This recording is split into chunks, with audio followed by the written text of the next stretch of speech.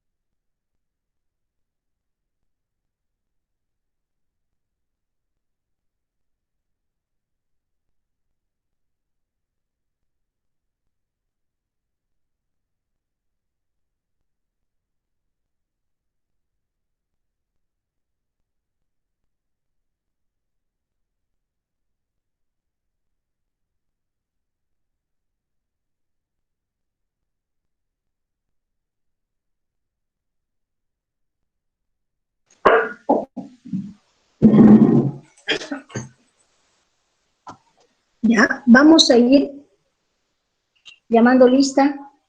Maribel Jesús Ledesma. Presente, Maribel. licenciada. Ya. Miguel Ángel Huanca. Buenas noches, licenciado, presente. Buenas noches. Sheila Bedoya.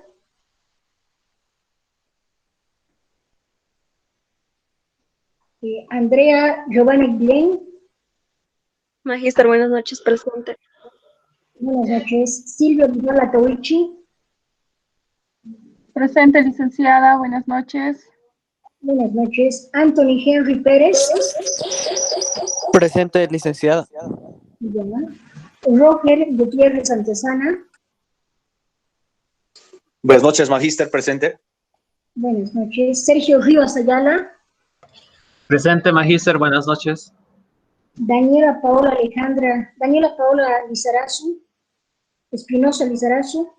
Presente, magíster, buenas noches. Buenas noches. Daniela Alejandra Saavedra. Presente, licen, buenas noches. Buenas noches. Alex Ledesma Torrico.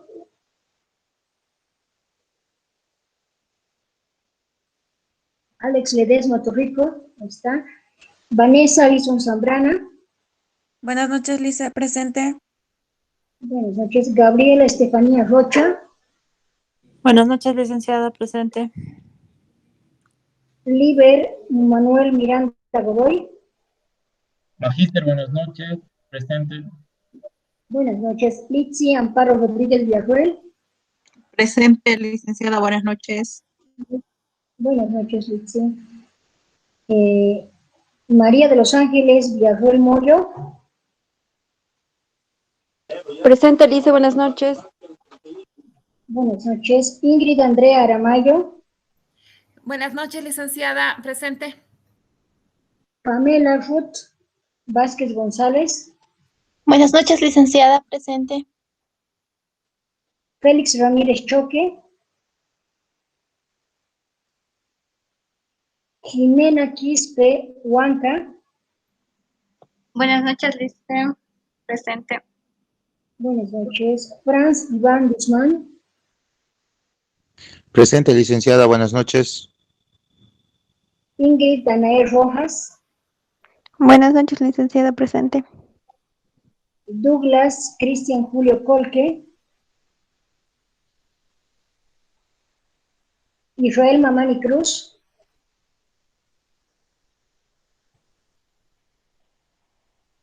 Ana Beatriz Ticona Machaca.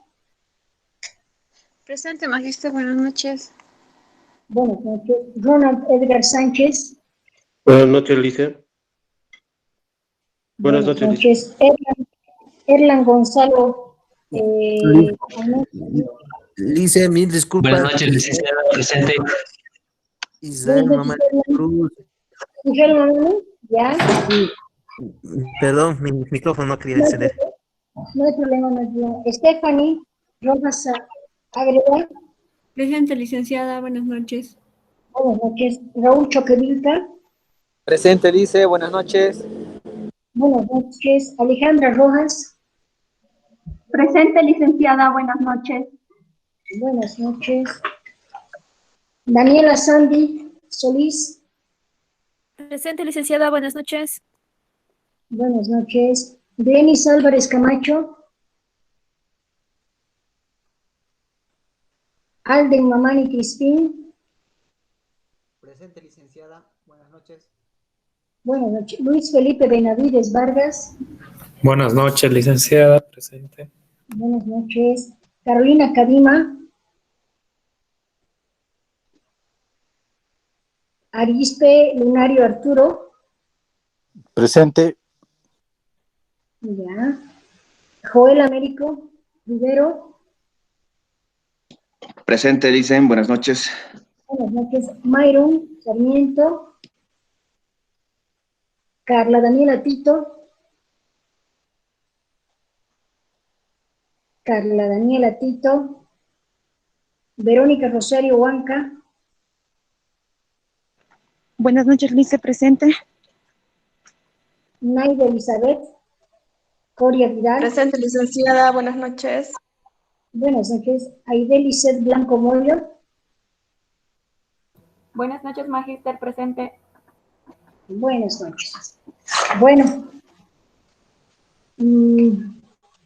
ya estamos. Hay algunos que bueno, nos están faltando, pero hoy tenemos. A mí no me llamó. Ya, tu nombre, por favor. Susana Pozo. Susana. A ver, un minutito. Susana Pozo. Lice, buenas noches. Acabo de conectarme, Lice. Bueno, Susana, no.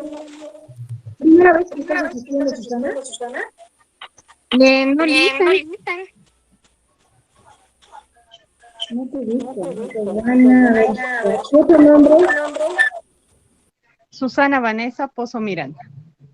Vanessa, aquí se va a ver un minutito.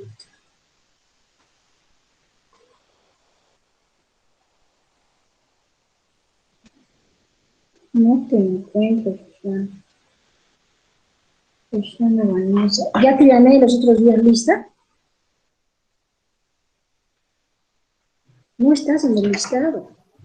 Las anteriores clases te llamé lista, no es, porque ya me podías decir que no estabas en el listado.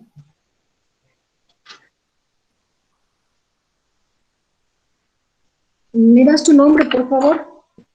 Susana Vanessa Pozo Miranda.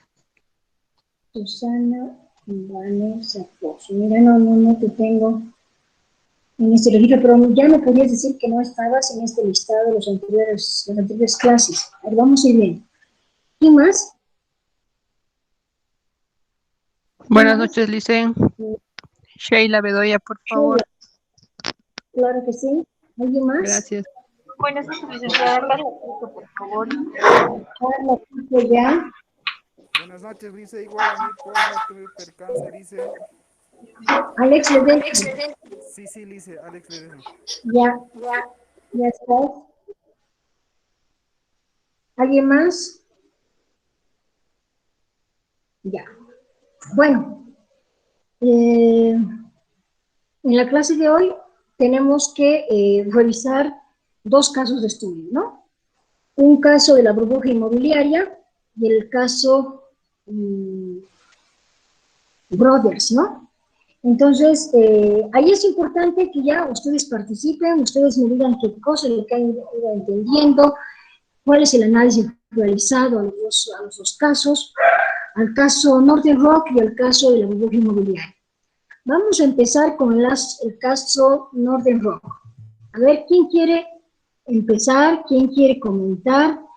Ya todos los trabajos ya están subidos, tienen que subirlos hasta las 6 de la tarde. Ahora lo importante es participar, ¿no? Esta es prácticamente una evaluación. Entonces, mientras más participen, mientras más comenten, mejor. Yo voy a hacer un resumen de aspectos importantes de cada caso, pero es importante que lo analicen entre ustedes. Entonces, uno puede empezar, el otro complementa, me van dando sus nombres, aunque yo los tengo acá registrados. Entonces, como voy a hacer con la pantalla viendo los nombres, voy a ir registrando los nombres también. ¿Ya? Entonces, vamos a empezar con el caso Northern Rock. ¿Quién quiere empezar con una breve reseña de los Lice, buenas noches. Henry Pérez. Ya. Aquí quiere hablarnos Henry y también Aide. Primero Henry, luego Aide. Vamos, Henry. Bueno, el análisis que he podido determinar acerca del caso Northern Rock es acerca de un banco británico de Inglaterra que actualmente es propiedad del Virgin Money. El banco salió de la Bolsa de Valores de Londres distribuyendo las acciones sociales entre los titulares de las cuentas de ahorros. Bueno, en conclusión, el banco solicitó apoyo de liquidez por el Banco de Inglaterra, por el Banco Central, a raíz de los problemas en los mercados de crédito provocado por la crisis de las hipotecas subprime en los Estados Unidos. El banco fue nacionalizado ante la incapacidad de responder a sus ahorradores y por el riesgo de quiebra. La nacionalización se produjo después de 2 intentos fallidos de adquisición del mismo entre otras entidades. Pude determinar que esta crisis se dio por varias razones. Entre ellas fue que no ha habido un correcto manejo del riesgo de liquidez. Ha habido, como si se podría decir, como que entre el Banco Central y el Northern Rock y otra institución que actualmente ahorita no me estoy acordando, ha habido como que querían apropiarse de este banco, más que todo, ¿no? Y no ha habido un buen análisis del riesgo de liquidez y se han anticipado a acciones que no iban a suceder y ha ocasionado que sus ahorradores o accionistas saquen sus ahorros, ¿no? Ya, perfecto. A ver, ¿qué más quieres complementar? Vamos a ir luego haciendo un resumen de todo lo que ustedes vayan hablando. ¿Aide? ¿Aide Blanco? Buenas noches, Magister. Sí, tal como lo dijo el compañero, Northern Bank es un banco británico. Era fundada, la sociedad salió a la Bolsa de Londres y en 2007 su cotización fue suspendida tras el proceso de nacionalización que se dio en 2008, como ante la incapacidad de responder a sus ahorradores, ¿no? Así también el Northern Rock tenía un plan de negocios que implicaba tomar grandes préstamos en el Reino Unido y los mercados monetarios internacionales al extender estas hipotecas a los clientes sobre la base de una financiación y luego de vender estas hipotecas en capital internacional, mercados en un proceso conocido como titulización, lo que hemos ido avanzando. Y ya en 2007 en Estados Unidos, o sea, ya anteriormente ya se daba, ¿no?, lo que es las hipotecas subprime en los Estados Unidos. Y en medio de esa inquietud resultante, en agosto de 2007, la demanda mundial de los inversores por las hipotecas titulizadas había disminuido. Y Northern Rock no pudo obtener fondos vendiendo sus libros de préstamos titulizados y por lo tanto no pudo pagar esos préstamos a corto plazo del mercado monetario. Y este problema había sido anticipado ya por los mercados financieros anteriormente. Y eso es lo que se llamó la atención sobre él. Yo, magíster, como conclusión he llegado a que este caso ha sido por el plan que ha llevado, el plan de negocios que tenía Northern Rock, que no ha sabido llevarlo a cabo, digamos, y lo que ha llevado a una iliquidez, porque tenía todavía. Y entonces, la diferencia ha sido entre el registro contable y el cobro, el pago de la liquidación de tributarias no bien planificado y la excesiva adquisición de existencias y liquidez durante un largo plazo. Ya, perfecto. Ya. ¿Está bien? Elitzi Buenas Rodríguez noches, ya habla. licenciada. Ya. A ver, Litsi.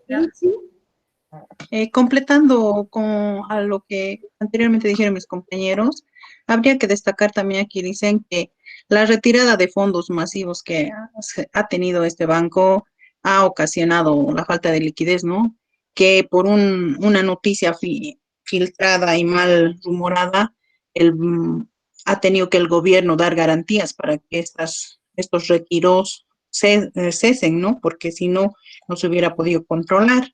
Además, también percatar que no había un régimen especial para tratar bancos que tuvieran este tipo de problemas, ¿no? Como también dicen, ¿no?, que hay una carencia de un régimen de resolución ex ante, lo que puede manejar las crisis. También no había un programa de acción correctiva rápida, como lo que tenían en Estados Unidos, y la inexistencia de los procedimientos de gestión para crisis de este tipo. En el último caso, la falta de una estructura institucional de supervisión financiera, ¿no?, que pueda evitar esta situación que le ha ocasionado al banco. Ya, muy bien. Muy bien, Litsi. Licenciada. Buenas ¿Quién noches, más? licenciada. Dice, Ya, Ronald. Ya, Dice, Ronald. Hola. buenas noches.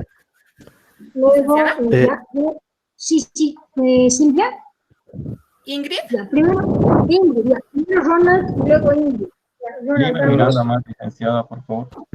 Bueno, Ya. Lice, complementando lo que los compañeros mencionaban en el caso del Banco de Inglaterra, en mi apreciación, creo que deberíamos ver los dos casos de una manera inversa, ¿no? Primero el caso de la burbuja inmobiliaria y luego el caso del Banco de Inglaterra, porque creo yo, y según lo que estábamos leyendo y algunas lecturas que hice en internet, empieza el problema el problema de la burbuja inmobiliaria en Estados Unidos, allá por el 2001, donde el presidente, con el lema de que si tenemos que hacer el sueño americano, debemos darle también casa a todos los norteamericanos. Es así que instruye que el interés de los préstamos hipotecarios inmobiliarios se reduzca hasta el 1%, y donde empieza todo el problema y se arrastra hasta Europa. Es donde viene el caos, primero en North Rock y luego en el banco que sería de Estados Unidos, de Lehman Brothers, que va más o menos asociado al segundo punto que vimos en la burbuja inmobiliaria. Muy bien. No, definitivamente, como tú dices, primero sucedió lo otro, luego esto, y guardan relación. Bien, bien, Ronald, está muy bien. Me parece interesante el análisis. Gracias, Liz. ¿Quiénes más querían participar? Ingrid, licenciada. Ingrid, dime, Ingrid. Ingrid Aramayo. Bueno, al margen de todo lo que comentaban mis compañeros, creo que es importante mencionar que algo que que marcó el inicio justamente de la corrida de los depósitos de los ahorristas fue justamente el anuncio que hace el gobierno respaldando la solvencia del banco y brindando todo el apoyo que a esta entidad financiera, ¿no? Entonces, si bien han tratado de transparentar probablemente la situación a través del gobierno, brindando, dando seguridad y solvencia a la entidad financiera, esto ha desatado, ¿no?, un pánico entre los ahorristas que justamente ha llevado a una corrida bancaria. Entonces, este problema, según lo que iba revisando un poco en la literatura, ha desatado un tema polémico de debate a nivel mundial sobre cuán transparente debiera ser la información al mercado. O sea, ¿realmente es bueno dar a conocer toda la información de una entidad financiera o debiera existir algún tipo de información de las entidades bancarias que debiera ser restringida a cierto núcleo a cierto sector, digamos, del mercado financiero, justamente para evitar esta corrida de depósitos que ha afectado justamente a la entidad financiera? Y es más, también se ve la participación del gobierno en cuanto a el respaldo que da a los depósitos, ¿no? Y él brinda seguro a depósitos y va ampliando en el lapso de todo el problema la cobertura que da justamente a los depósitos y a los ahorristas. Entonces, creo que también es un tema bastante importante, ¿no? El tema de la transparencia de la información, que sí ha marcado un hito importante en este caso. Perfecto. Bien, está muy bien, Ingrid. ¿Alguien más? Liber Miranda, licenciada. ¿Ya? ¿Qué nombre, perdón? Liber Miranda. Ya, dime, Liber. Bueno, comentando y acotando un poco más de lo que hablaron mis compañeros, esa parte de Estados Unidos sí están relacionados los dos casos a lo que pude ver, principalmente con el caso de Estados Unidos, que afectó a principales mercados de Europa, ¿verdad? Comenzando con los puntos principales acontecimientos ocurridos, como la crisis de impago en Estados Unidos, luego la Bolsa de Valores de Londres, que atraviesa un periodo de volatilidad, y que los bancos dejan de prestarse dinero entre sí. Ese es un problema también que se pudo apreciar en este caso. El banco empezó a tener problemas de financiación debido a su modelo de negocio. El modelo de negocio que manejaba, que antes le funcionaba, ahora estaba entrando en un sobreapalancamiento, que se podría decir. También se hace viral la noticia de que el banco empezó a solicitar financiación al Banco de Inglaterra. Esto generó un pánico, se podría decir, en las personas, provocando un riesgo de liquidez que posteriormente va a entrar. Con ese pánico empieza la desconfianza de la gente y miles de ellos empiezan a hacer cola para poder retirar sus ahorros, como se pudo apreciar en el caso. La gestión de la crisis también es un punto clave que podemos tocar, ya que no existía tal vez una correcta regulación para esta situación. Como contaba mi compañera, el gobierno empezó a garantizar que tiene solvencia y se empezó a garantizar el depósito del banco. El Banco de Inglaterra cambió su política de gestión de la crisis crediticia y hace inyección de fondos para la crisis. Esto que el gobierno garantiza los 100% de los ahorros individuales en bancos y cajas hasta 35,000. Este es un problema, ya que ¿qué iba a pasar con el restante, verdad? El gobierno pone condiciones en licitación del banco y finalmente, como todos saben, la solución que terminó en el caso viéndose es que la entidad pasó a manos del gobierno. Ya está bien, Liber. Perfecto. ¿Alguien más quiere complementar? Yo luego voy a hacer todo un resumen del caso. Buenas noches, habla Daniela Espinosa. Dime, Daniel, te escucho. Bueno, yo quiero resaltar, ¿no?, complementando a lo que han dicho mis compañeros, que ha habido varias debilidades en la regulación y supervisión del sistema financiero, ya que no han podido regular el modelo de negocio que Northern Rock aplicaba, ¿no?, en su compañía, ya que se han basado en la titularización de las hipotecas, y con esa misma titularización volvían a financiar nuevas hipotecas. Y esa ha sido la creciendo, ¿no? Y que no han sabido administrar el riesgo de crédito, riesgo de liquidez, incluso el riesgo reputacional cuando han empezado a las retiradas, ¿no?, de los depósitos. Eso. Está bien. Eso del riesgo reputacional, dos de ustedes analizan ese aspecto y definitivamente también se ha evidenciado esto. ¿Alguien más quizás quiere complementar? Buenas noches, licenciada. Luis Felipe, dime. Bueno, creo que mis compañeros ya han mencionado todo, solo un punto de vista, ya complementando.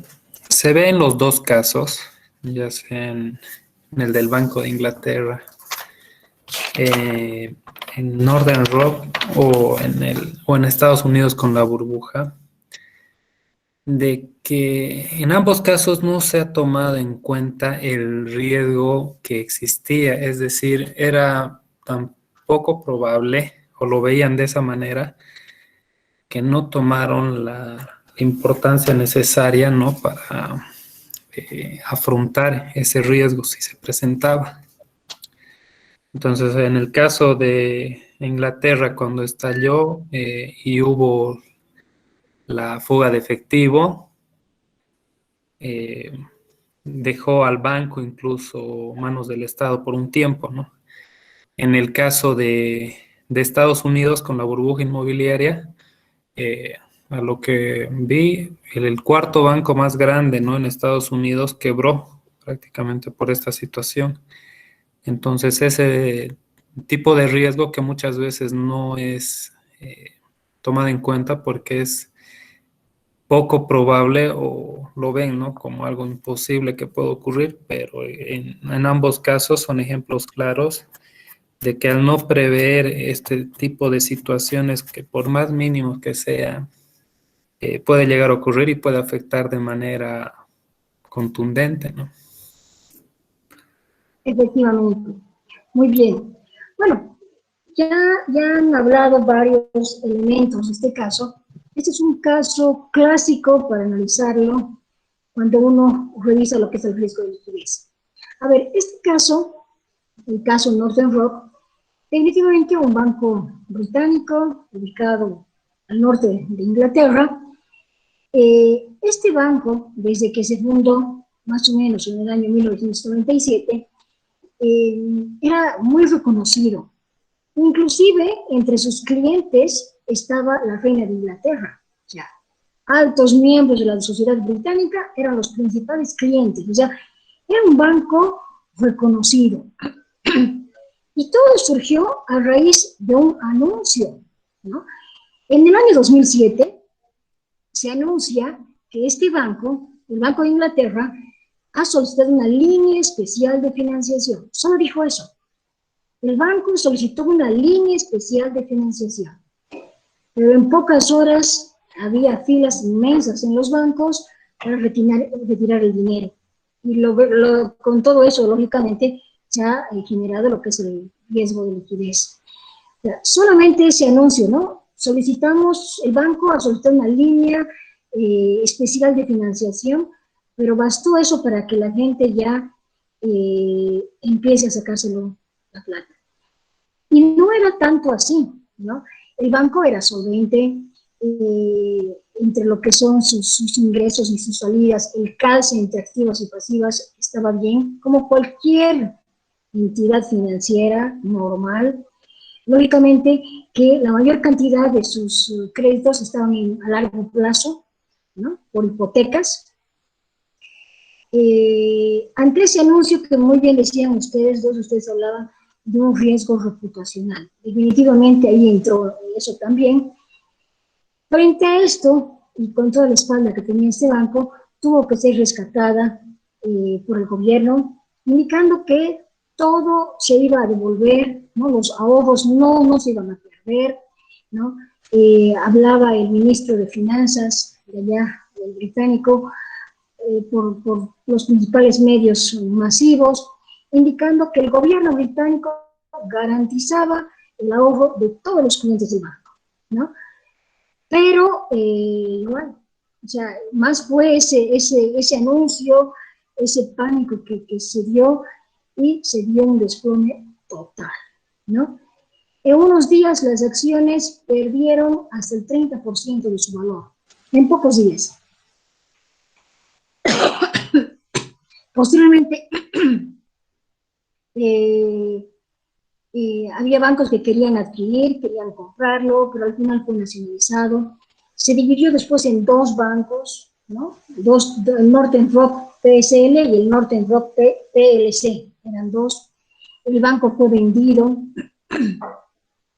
Es en más de un siglo que una entidad británica de ese renombre, con ese tipo de clientela, como les digo, la realeza, fue intervenida. No había eso. En todo este tiempo, ¿qué ha sucedido? Se han perdido 2.400 empleos. El Estado ha perdido 400 millones de libras al rescatar este banco. Los accionistas han perdido 8.000 millones de libras con esa intervención. Definitivamente, por un comentario, por un anuncio de ese tipo, es todo lo que ha sucedido. Este banco estaba solvente, no tenía problemas, no había descalces entre sus activos y sus pasivos, sus cobros y sus pagos. Pero miren que un anuncio de esa manera ha generado un riesgo de liquidez, ¿no? Ustedes decían también que había problemas entre lo contable y el cobro, había pago de liquidaciones tributarias todo bien planificadas, y como este banco todos sus pasivos eran a largo plazo porque eran hipotecas, no había pues el suficientemente ingreso como para poder reactivar la institución, ¿no? Entonces, definitivamente este ha sido un caso bien sonado y un caso conocido de liquidez. Y también se puede ver que aquí no solo un riesgo de liquidez, sino también un riesgo reputacional, ¿no? Este banco ha sido afectado básicamente por ese anuncio y no ha podido sobreponerse, pese a que el gobierno salió masivamente, como les digo, a todos los medios, indicando que todo estaba bien, que no iba a haber ningún riesgo, que el gobierno británico los estaba apoyando, que nadie iba a perder sus ahorros, pero la verdad todo se salió de control. Y no era un banco que estaba con problemas de solvencia, ¿no? Entonces, es importante eso, ¿no? Ha sido prácticamente ese anuncio lo que ha causado la quiebra de esta, bueno, el problema con este caso Northern Rock. Claro que este caso ha sido afectado, y bien decía Ronald, si no me equivoco, quizás era empezar primero por la burbuja inmobiliaria, porque eso también es una consecuencia de la burbuja inmobiliaria, ¿no? Eso ha sido después, y fruto de todos esos problemas que se tuvo antes, ha surgido en Inglaterra. Pero ese es un caso que lo he querido que lo veamos así aisladamente, para ver el riesgo de liquidez. No había, la gente se lo sacó todos sus ahorros. ¿Y quiénes generan liquidez en una institución financiera? No son los créditos, ¿no? Los créditos lo que se generan es el flujo de caja, es el ingreso que llega y demás. Pero lo que genera liquidez en última instancia son las captaciones. Es por eso que en el sistema financiero de ahora en adelante, bueno, más que otros años, las captaciones tienen un rol realmente preponderante en las instituciones financieras, porque eso es lo que va a generar liquidez. Los créditos simplemente te generan flujo y hacen que el negocio funcione, ¿no? Efectivamente, que ingrese a la institución cash efectivo nos va a generar que la actividad se desarrolle normalmente, ¿no? Entonces, por eso en esos momentos uno de sus compañeros me llamaba por teléfono para pedirme permiso porque está cobrando. Y definitivamente, a diferencia de los 10 meses pasados, en este mes han estado en lo que es cobranzas, recuperaciones, y ahora más que nunca cobrando. Las instituciones estaban cobrando. ¿Por qué? Porque no estamos pudiendo reprogramarlos, refinanciarlos con la rapidez que exige el sistema, y no nos podríamos quedar con una mora muy alta, ¿no? Entonces, pero no podemos dejar de lado la captación. La captación tiene que ir adelante porque eso es lo que le va a generar liquidez a la institución. En este caso, este banco tenía muchísimos créditos, pero a plazos larguísimos, que eran con hipotecas. Entonces, no era que se iba a recuperar inmediatamente, ¿no? Era como era plazos largos, se recuperaba lentamente. También, ese es el caso, el primer caso, diríamos, clásico que se revisa cuando es liquidez. Ahora sí, vamos a ver el siguiente caso. El siguiente caso pasó antes que esto, es el caso de la burbuja inmobiliaria. A ver, no sé quién quiere comentarnos, así como... Buenas noches, Dicen licenciada. buenas noches. Danael Rojas primero, Daniela Saavedra después. Ya, Danael. Buenas noches, licenciada. En un resumen de lo que hice yo es la burbuja inmobiliaria, es que cómo se dio esto sería que los bancos dieron hipotecas sobre a todos sin importar su capacidad de pago. Y esto, o sea, el banco no le importó, digamos, el tipo de tasa, porque dieron a tasas variables.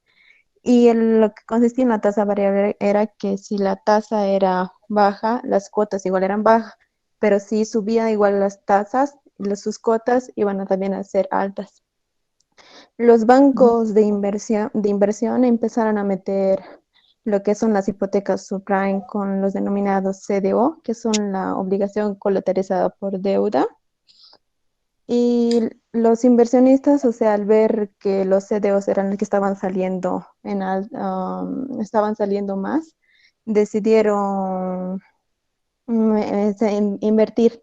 Y este CDO, o sea, se dio a un alto, o sea, tenían alto riesgo, pero las calificadoras de riesgo eran como uno de sus, más o menos, no se fijaron en el riesgo que tenían, porque al ver, digamos, que estaban seleccionados como CDO, estas calificadoras de riesgo a las que eran menos, les daban lo que era o sea, se fijaban en los más altos y le daban calificación triple A o doble A.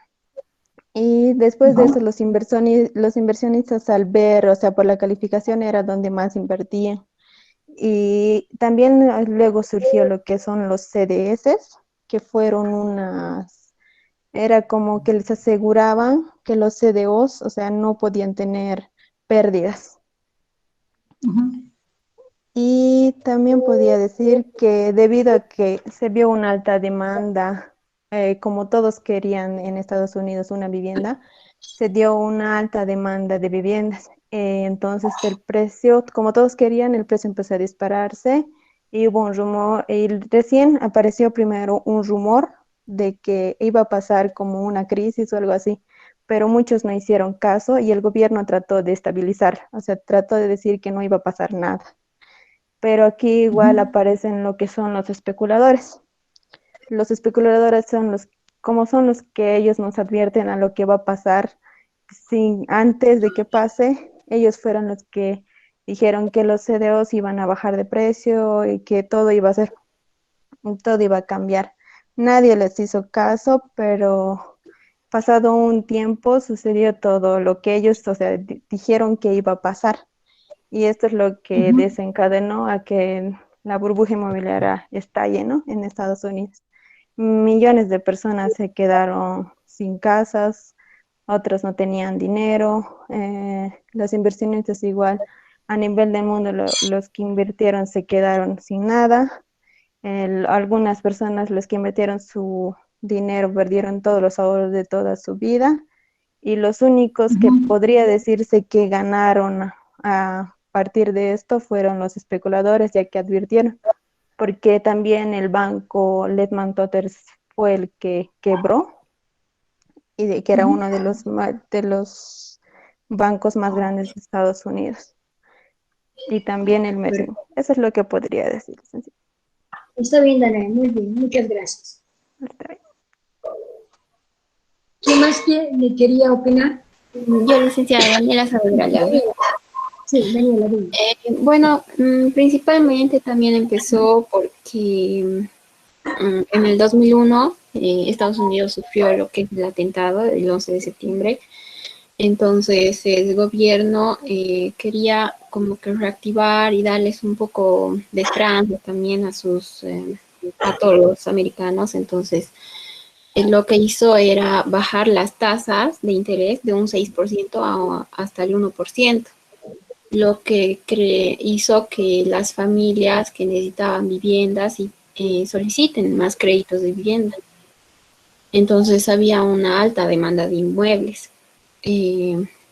Los bancos comerciales, al ver esto, bonos deciden otorgar sus créditos sin revisar su capacidad de pago, sin revisar si tenían sus documentos o revisar el historial, y a estas las llamó las hipotecas subprime, a las cuales sí las daba en tasas variables.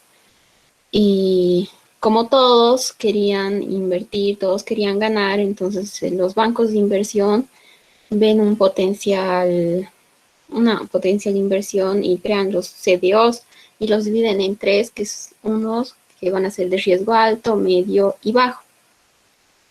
A estos CDOs van a ir todas las hipotecas, entran a estos CDOs, y las calificadoras de riesgo solo se van fijando en los que sí tenían capacidad de pago, por lo que sí les daba una calificación alta. Entonces, esto también hizo que la gente piense que esté todo bien, que los CDOs iban a funcionar a futuro, y los inversionistas deciden comprar estos CDOs. Además que las aseguradoras, para no quedarse atrás, crean lo que son los CDS, que dicen que si el precio del CDO cae, les iban a pagar una prima a los que compren, que eran los inversionistas. Y entonces ellos también entran en lo que es la inversión de todo esto. Y como ya había tanta demanda de los inmuebles, ocasiona que los que tenían que pagar las hipotecas, las familias, ya no puedan pagar sus hipotecas, debido a que como el gobierno veía que había un problema con los precios de los CDOs, entonces decide subir las tasas de interés, por lo que otra vez, como eran las tasas variables, las familias entonces ya no pagan sus hipotecas. Como no pagan las hipotecas, el precio de los CDOs caen, las aseguradoras tienen que pagar unas primas a los que han invertido en los CDOs, tienen que pagar a los especuladores que también compraron esos CDS. Entonces fue como toda una red que se hizo, y que principalmente como hubo tanta demanda, los bancos se quedaron con un montón de casas vacías, por decirse, por lo que los precios de las casas cayeron. Los que seguían y tenían capacidad de pagar sus hipotecas dijeron: si mi casa vale menos, ¿por qué tengo que pagar una cuota más alta? Entonces ellos también dejaron de pagar, y ahí estalló todo lo que es la burbuja.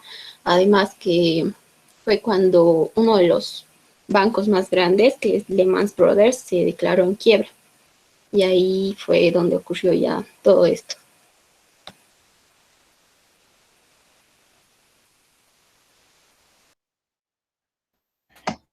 Licenciada. Licenciada, buenas noches. ¿No se escucha? Licenciada, buenas noches. Buenas noches. Su micrófono, El licenciado. micrófono está silenciado, licenciada. Sergio Rivas, te escucho. Ya, podría exponer. Tengo una presentación de PowerPoint, licenciada. No sé si podría presentarla.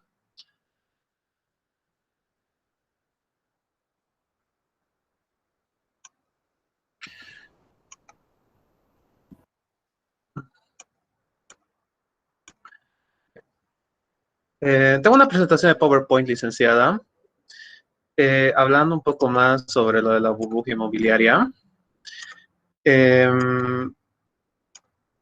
Empezando con esto,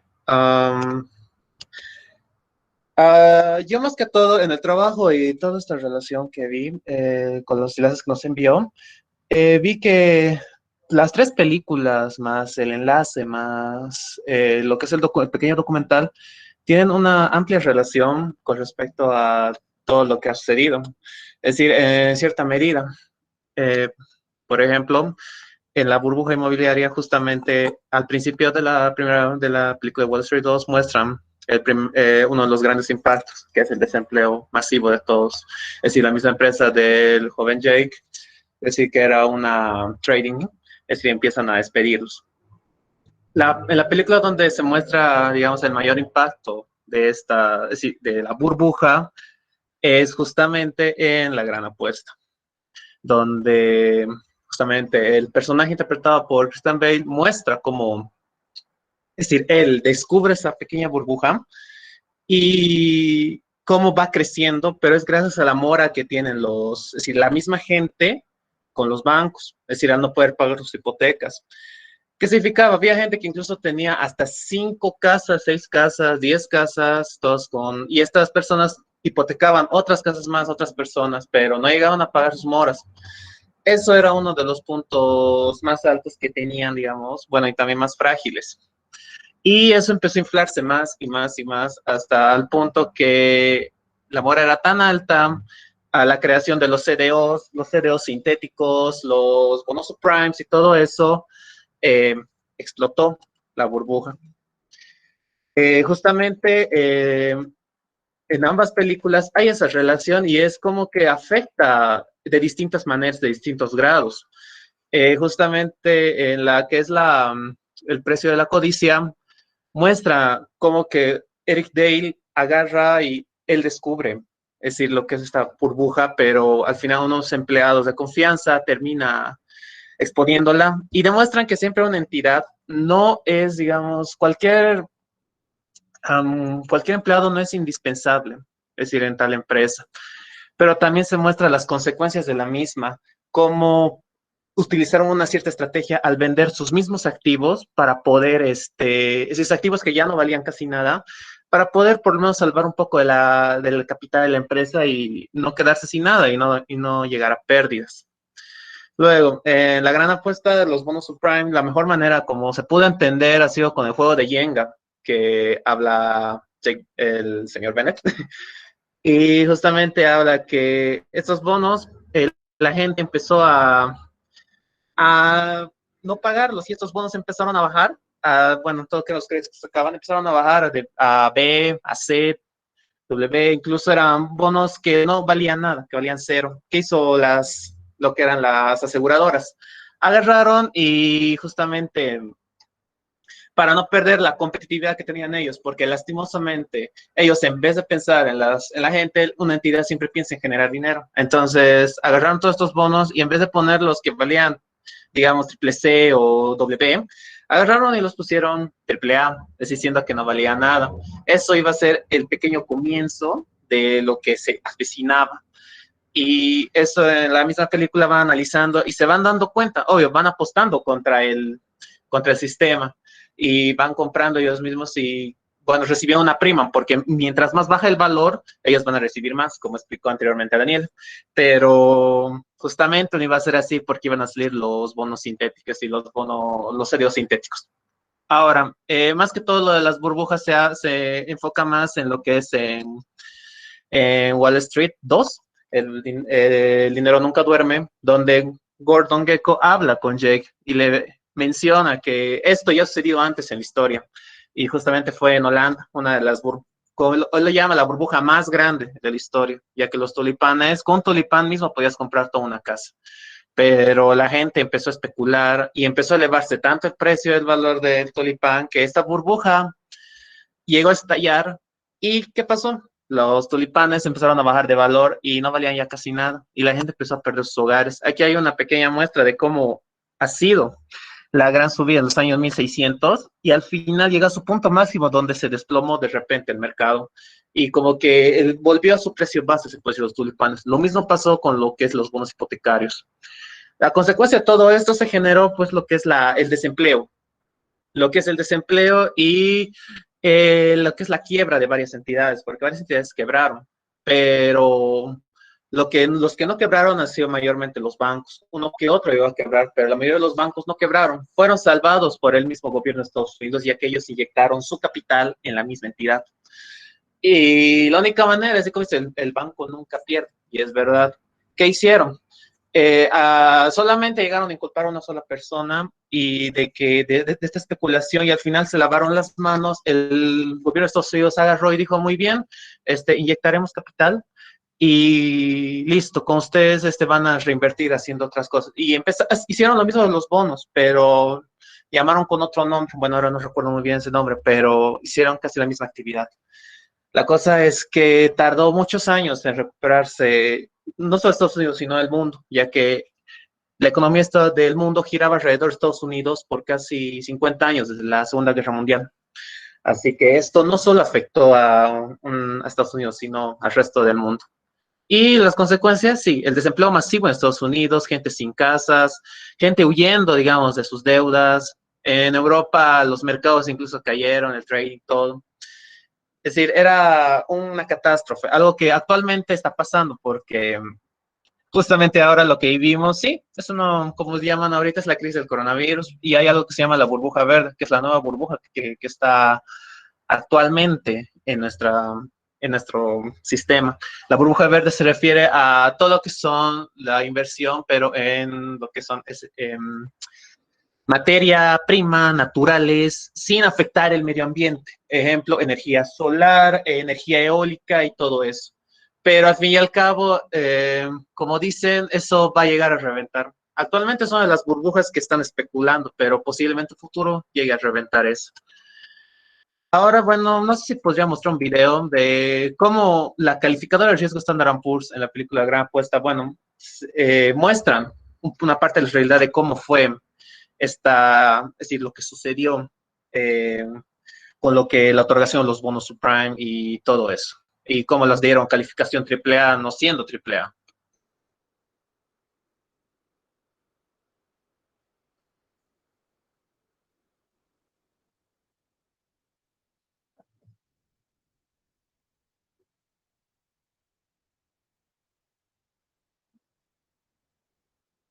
El volumen no se escucha bien. ¿Se puede escuchar? ¿Escuchan? A ver. No hay No, volumen. nada. No se escucha. Bueno, ya. Cable. Ya, De bueno, nuevo. bueno, entonces, resumidas cuentas del video. Ponle volumen nomás, claro, hace rato estaba con el volumen. Ahora sí, mira aquí en medio, marcado. Bueno, creo que no pueden escuchar mis compañeros, pero a ver.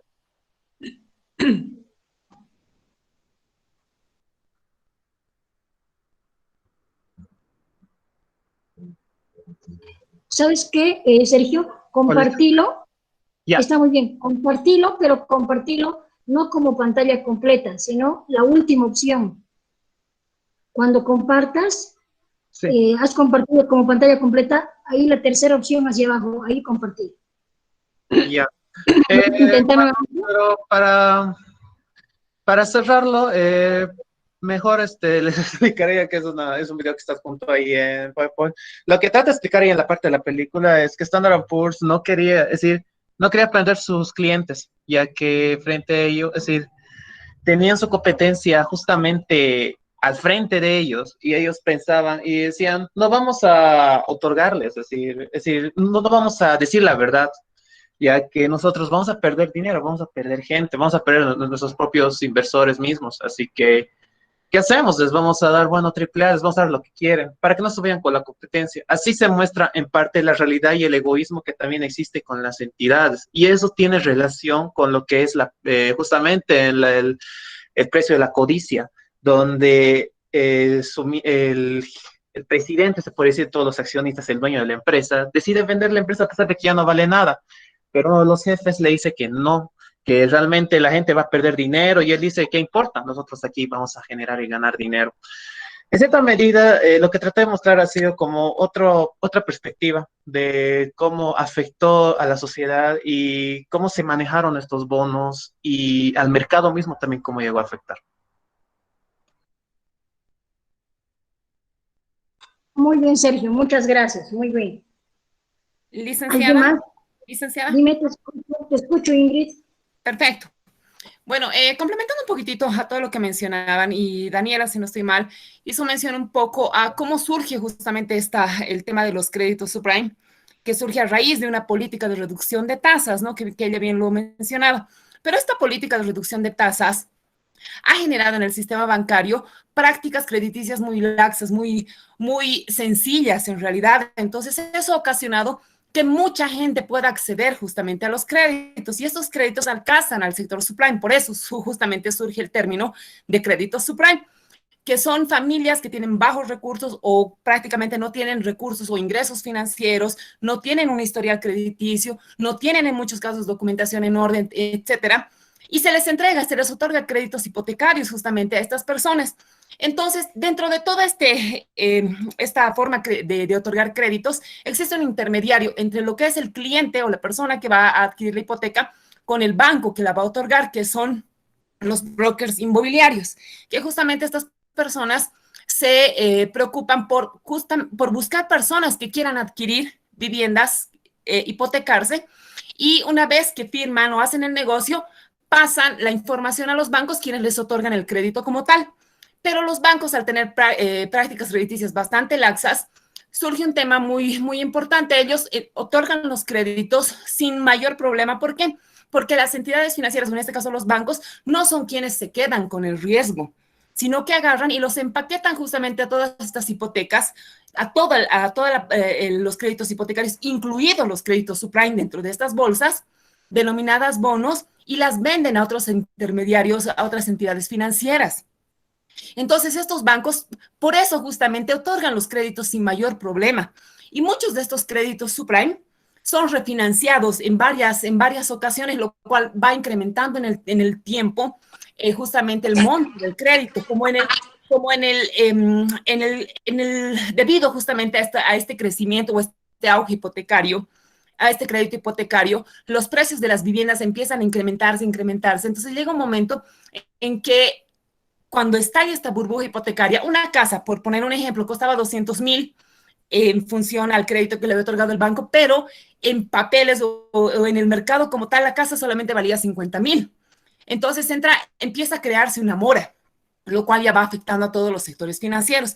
Entonces es importante mencionar, ¿no? Justamente eso, que existe un intermediario entre los bancos y la persona que hipoteca, y también existe el riesgo que se transfiere a las entidades que compran estos bonos, y dentro de estos bonos existen créditos con un nivel de riesgo alto, medio y bajo. Entonces, los que son los bonos con un nivel de riesgo bajo y medio son justamente adquiridos por otras entidades financieras, y los bonos con un nivel de riesgo alto se quedan justamente con los bancos de inversión. Y bueno, hasta que ya surge todo lo que es la burbuja hipotecaria y toda la crisis como tal, que lo han mencionado en varias oportunidades mis compañeros. Eso quería complementar, licenciada. Gracias, Ingrid. Muy bien. Bien. Litsi le habla, licenciada. Litsi le habla. Solamente quería acotar a lo que dijo Ingrid. Sí es verdad que los riesgos no los asumían los bancos, ¿no? Ellos los transferían a través de lo que es la titularización, ¿no? Que ellos venden a otras entidades financieras estos créditos hipotecarios, y así ellos se liberan de los riesgos porque han colocado en la cartera a un crédito sin el respaldo suficiente, ¿no? Eso sería, Alice. Perfecto, Lichi. Bien. Stephanie, dime. Licenciada, sí, bueno, complementando un poco todo lo que ya han mencionado mis compañeros, bueno, sí, ¿no? Decir que la crisis en sí ha dado inicio con lo que la Reserva Federal de Estados Unidos, con el objetivo que han mencionado todos mis compañeros de que se fomente que todos los ciudadanos puedan acceder a una vivienda, ha realizado lo que es la reducción de los tipos de interés, lo cual ha fomentado el auge del crédito, los préstamos subprime, el auge inmobiliario de manera en general. Esto fomentando a que los bancos puedan obtener recursos para otorgar estos préstamos con una tasa demasiado baja. Es decir, los bancos consideraban de que obteniendo fondos de la Reserva Federal a un 1%, ellos sí o sí iban a ganar, porque cualquier crédito que ellos podían otorgar iban a ganar tasas de interés del 3%, 4, 5%, ya era una ganancia para el banco. Entonces, de esta manera ha sido que los bancos han dejado de prestarle mucha atención a los requisitos que eran exigidos, es decir, para que una persona pueda acceder a un préstamo subprime, tenían una exigencia mínima, ¿no?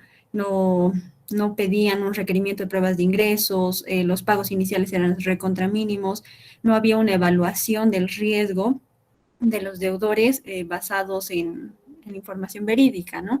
De esta manera ha sido que se ha ido fomentando, como todos mis compañeros indican, esta otorgación masiva de préstamos subprime. Los bancos no se preocuparon, se puede decir, del riesgo, porque como todos mis compañeros lo mencionaban, el banco no se quedaba con el riesgo en sí, ¿no? Lo iba diversificando, lo iba titularizando. O sea, lo iba diversificando mediante titularizaciones a través de que los prestamistas hipotecarios se deshacían del riesgo de impago con los instrumentos llamados SMB, que inicialmente estos eran adquiridos por los bancos de inversión, y los bancos de inversión los dividían en CDOs, ¿no? Y los CDOs ya iban, dependiendo de las calificaciones que tenían, ya sea de alto, medio o bajo, calificaciones de riesgo, de cierta forma se ha ido diseminando a medida de que se iba trasladando el riesgo de una entidad a otra, cosa de que todos los inversionistas, los fondos de cobertura, las aseguradoras y los propios inversionistas institucionales se han concentrado de manera general solo en los ingresos.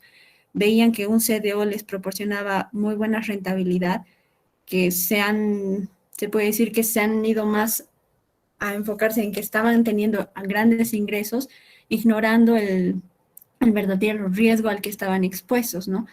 Que ha conllevado a que en un momento cuando ha estallado la burbuja, todo mundo ha empezado a querer deshacerse, ¿no?, de estos CDOs, y la demanda del mercado ya se saturó, ya no tenía ningún valor, y bueno, como consecuencia ha resultado en que todo el mundo ha perdido valor.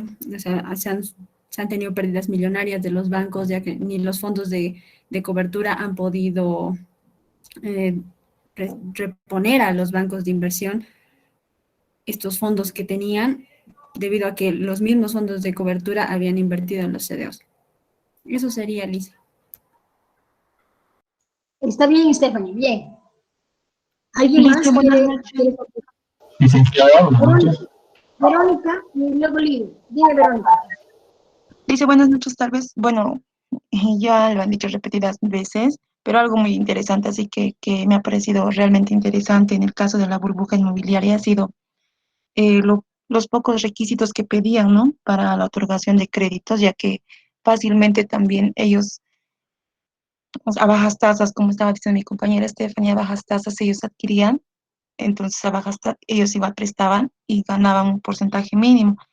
A mí me pareció muy interesante esto porque ya que ellos no revisaban su capacidad de pago de los clientes, entonces otorgaban a varios clientes sin revisar, sin sin exigir los requisitos necesarios, ¿no? Y todo esto llevó a que sí o sí tenía que rebasar, ¿no? La burbuja, o sea, sí o sí tenía que rebasar para que los clientes entren en mora, porque ya no podían pagar como la película, si no me equivoco, La Gran Apuesta, y se veía, ¿no?, que una trabajadora, una señora que trabajaba, tenía 5 casas o 6 casas, si no me equivoco, 5 casas y un hotel o un condominio, si no me equivoco, que decía que tenía. Entonces, ahí claramente se puede ver que no exigían lo suficiente para la otorgación de créditos, y que pese a eso ha sido que todo eso ha estallado y ha ocasionado la mora y ha colapsado, ¿no?, a la burbuja inmobiliaria que ha llevado al final. Eso se podría decir tal vez. Está muy bien. Antes que continúen y antes que se nos vaya la idea, perdón, yo les voy a comentar, ustedes han comentado y decían, se ha evaluado sin capacidad de pago, y aquí en Bolivia, en lo que es toda la historia de las microfinanzas, más o menos en el año 1996, 1998, ingresaron al mercado de las microfinanzas instituciones de crédito que se dedicaban al consumo, a dar créditos de consumo solamente. Pero viendo que el microcrédito era muy rentable, había muchos clientes, entonces ingresaron a ese mercado sin conocerlo. han ingresado y han empezado a dar crédito, así como ustedes decían, sin que tenga capacidad de pago, sin que tenga actividad económica, y ahí es donde esas instituciones casi han generado pues un montón de mora y casi quiebra el sistema financiero. ¿Qué institución ingresó? Una institución dedicada más a créditos de consumo, que ha empezado a dar créditos, microcréditos, sin conocer lo que era la tecnología del microcrédito. Porque es muy distinto, ¿no? Una tecnología del crédito de consumo es como el asalariado, simplemente sacas la cuarta parte de su sueldo y esa es su capacidad de pago. Esa es la máxima cuota que podría pagar. En cambio, un microempresario, para analizar y evaluar su capacidad de pago, se tiene que ver pues sus ingresos, sus costos, sus gastos del negocio, gastos de la familia, deudas, otros ingresos, etcétera, etcétera. A ver, ¿quién puede? Quizás ustedes no recuerdan, en el año 1996, quizás eran más pequeños, pero sus papás, sus tíos, sus familiares han debido sacar crédito de esa institución y ha desaparecido. Así como ha llegado, bien decían ustedes, para ellos no es un perjuicio, es uno más. Para estas empresas, para estos bancos, era un área dedicada a esto, ¿no? Entonces, no es que quebró el banco, simplemente que una de las áreas había dado esos créditos que estaban malos, que han hecho, los daban y continuaban, ¿no? Los vendían esa cartera, o finalmente la castigaban y continuaban con su actividad. ¿Se acuerdan qué institución fue? Es una institución ¿Acceso? que ingresó, exactamente, ingresó Acceso, Joel, y ahí es donde ha sucedido. ¿Qué sucedió en esta época? Ingresaron estas instituciones privadas, en algunos casos con fines de lucro, dedicadas exclusivamente a otorgar créditos de consumo, ¿no? Ingresaron como entidades independientes o a veces como un departamento especializado de bancos tradicionales, bancos grandes, y empezaron a dar créditos. Y entonces la oferta fue altísima, ¿no? Y empezaron a dar créditos a asalariados, y no solo asalariados, donde ellos eran expertos, sino créditos de consumo a microempresarios, pero sin conocer la tecnología específica, ¿no? No conocían la tecnología, su personal no estaba capacitado, entonces han cometido grandes errores. No sé si era el mal comentario, pero que comentaban cuando un asesor de acceso te visitaba, abría su maletín y te decía, ni de qué quiere. Aquí tengo ni de comerciante, de productor, no sé qué, porque no sabían evaluar. Entonces lo que hacían era armar créditos con documentación que no era la más correcta y tenían una política agresiva de sus funcionarios y ahí es donde ellos empezaron los incentivos. Porque estos asesores les decían, más colocas, más ganan. Entonces, con esa política agresiva de incentivos, imagínense cuánto han colocado y cuán mal han colocado. Los que han trabajado en banco en esa época saben todo lo que ha costado recuperar esa cartera. Los niveles de mora en esta época, les hablo del 96-98, eran altísimos.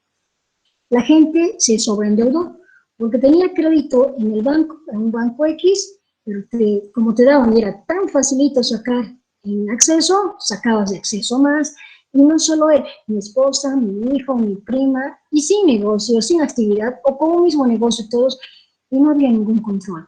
En ese momento, si bien había la ASFI, todo este periodo ha sido un fracaso porque no tenía la experiencia todavía la ASFI para adecuar sus políticas de una política de consumo a una política de microcrédito. Entonces no había control. Hubo un sobreendeudamiento altísimo, afectó a la capacidad de pago de los clientes, afectó notoriamente a la moral de pago. Los clientes no tenían la intención de pagar porque sabían que en Acceso le iban a dar crédito, sin necesidad de que paguen otros lados, y si no pagaban no había problema. Afectó la prudencia financiera. Había una excesiva oferta, un fácil acceso a los créditos y se perdía el interés por pagar puntualmente. Porque al final, si pagabas mal en una institución, la del frente te daba inmediatamente sin importar nada. Había siempre otra institución dispuesta a prestarte dinero.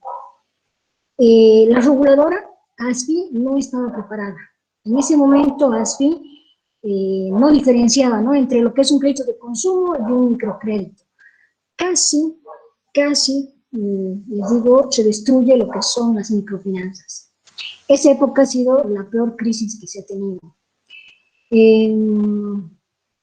Lo peor ha sido, como eran instituciones tan grandes, donde esas áreas que tenían, las áreas, por eso cuando hablaba yo me acordaba de esto, de pequeños departamentos, lo peor es que para la banca comercial, esa banca grande, la cartera del microcrédito era un porcentaje insignificante, o sea, los microempresarios, por lo que llegado el momento, si era un mal desempeño, la castigaban y listo.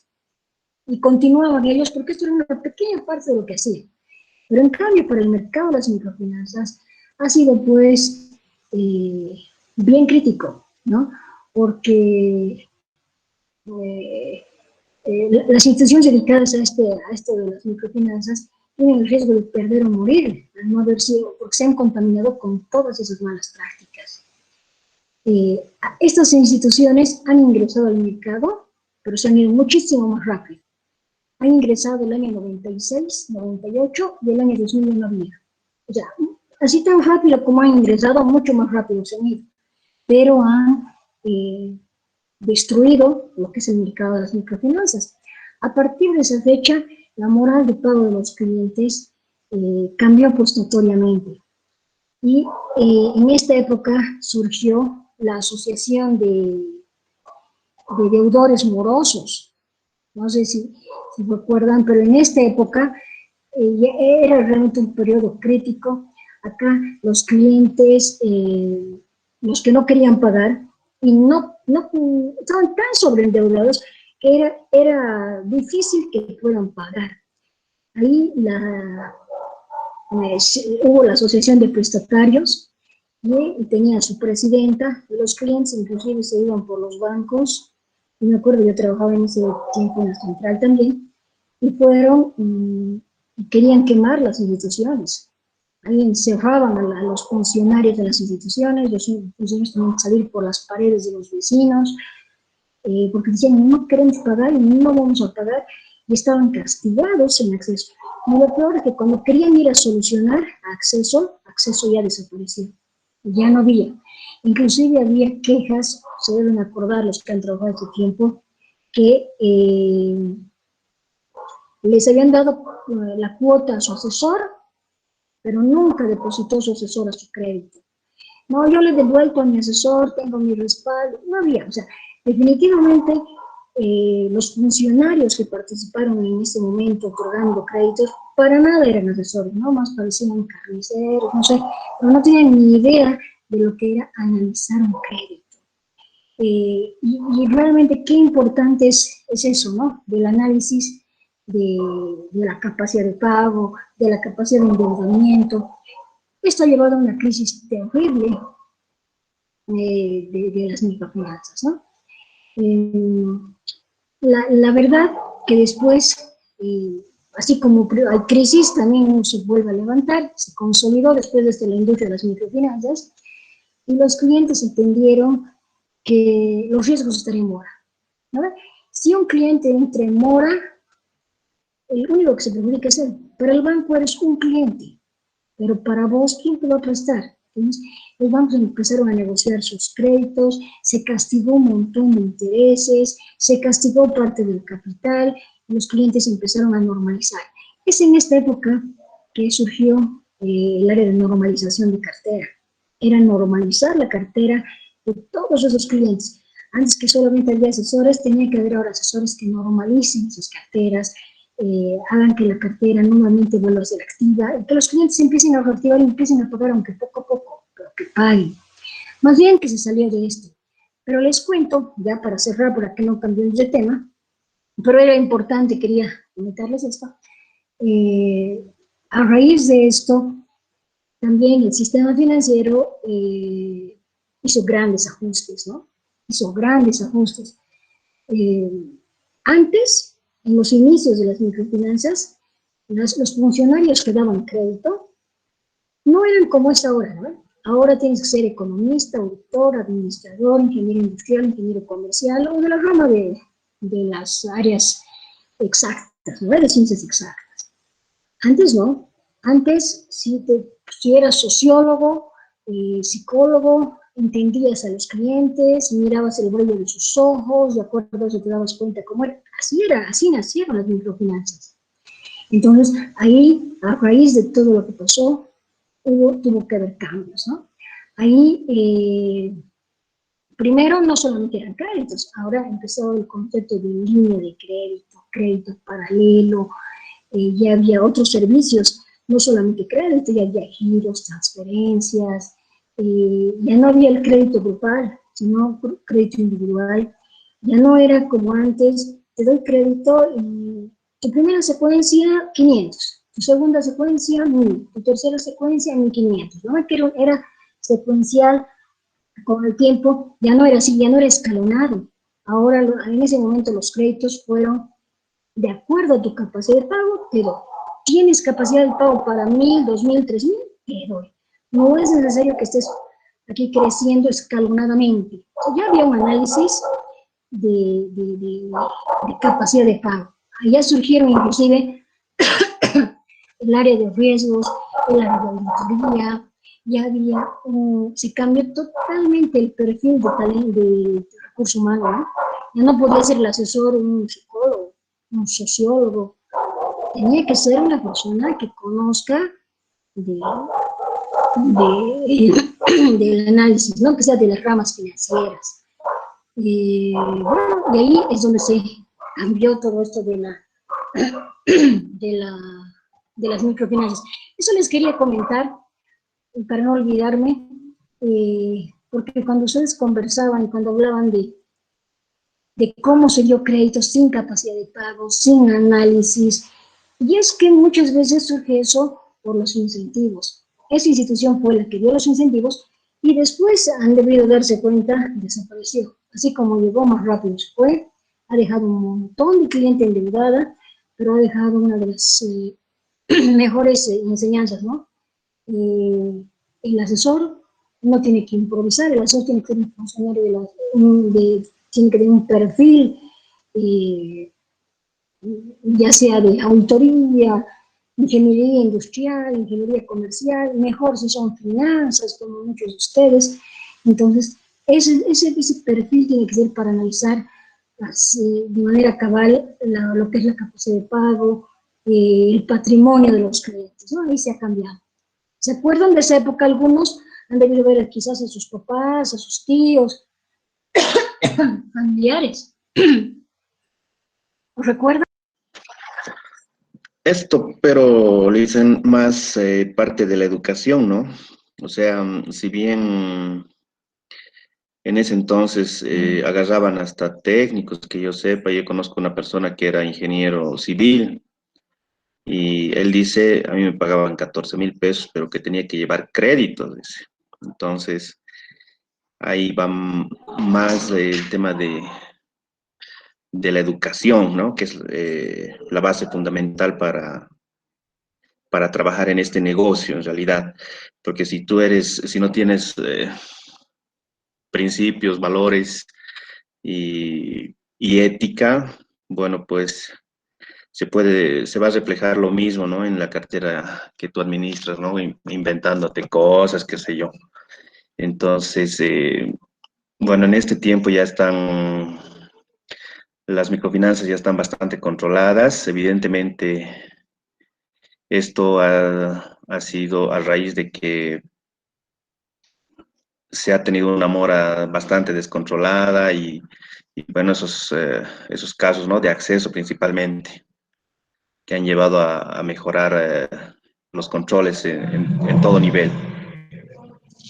Exacto, Joel. Definitivamente, ahí está muy bien lo que tú dices, ¿no? La ética, porque algo que hay en este segmento de las microfinanzas es el incentivo. Y el incentivo te puede incentivar para bien como para mal. Por eso lo más importante en una institución de microfinanzas es el seguimiento. Si no hay seguimiento, ahí puede uno salirse de la línea que decía bien Joel, ¿no? Esa línea recta, ética, con valores, porque el incentivo a veces te hace variar. Por eso es que cuando algún funcionario de una institución dice, ay, no, mi gerente me tiene sin vida, me pregunta dónde estoy, qué estoy haciendo, dónde estoy, qué estoy haciendo, que le mande una captura de pantalla, que le muestre, ¿no? Es que es así. El microcrédito sin seguimiento no funciona. Entonces, eso para que los entiendan a sus jefes que les hacen seguimiento y perseguimiento seguramente, en algunos casos. Licen, una consulta, en este caso de acceso, yo me acuerdo que escuchaba, ¿no? De que trabajaban, que sacaban fácil, pero mi duda es, ¿no era, estaba supervisada por en ese entonces, me imagino que era la superintendencia de bancos, ¿no? Que era la autoridad en ese caso, ¿era regulada? Porque ¿cómo ha estado tantos años si su cartera no era sana y no se podían cobrar los créditos? ¿Cómo se mantenía? ¿O ha habido Es que lo algo que sucede turbio por ahí? Es que lo que sucede es que esa institución ingresó al mercado no como una institución, sino como un área que salía de un banco grande. Era como, viendo que el microcrédito funcionaba tan bien, los bancos tradicionales que se ocupaban de dar los bancos que ahora son los bancos comerciales de gran empresa, entonces dijo, ya, esta área que vaya y empieza a dar crédito. Y surgió como no era ni siquiera un banco, ¿no? Era un área, un departamento de bancos. Por eso cuando se fueron, no les perjudicó en nada. Era como decimos vulgarmente, un pelo al gato, porque ese no era su fuerte. Entraron, sobreendeudaron, dieron muy malos créditos y desaparecieron. Y mucha gente ha estado detrás de ellos, ¿no? Buscando, porque mucha gente decía, yo he pagado, he devuelto todo mi crédito, pero no me han devuelto. Y con lo que decía Joel, los sueldos eran fabulosos. Y el sueldo, aparte del sueldo, tenían bonos. Entonces ellos agarraban su malequincito y te decían, Nick, ¿de qué quieres?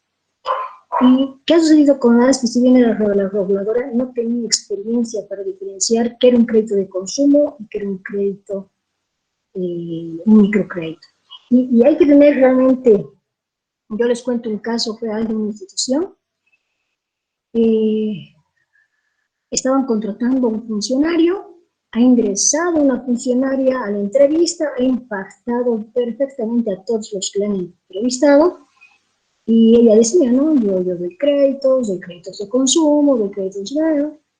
Bueno, la han contratado a la funcionaria para que dé créditos pymes, por cómo se vendió, pero le fue súper mal. Y definitivamente no era culpa de ella, era de las personas que le entrevistaron, porque ella se vendió como experta en créditos de consumo. Y una cosa es crédito de consumo, como les digo, es simplemente agarrar la papeleta de pago y dividirlo entre 4. Y otra cosa es evaluación.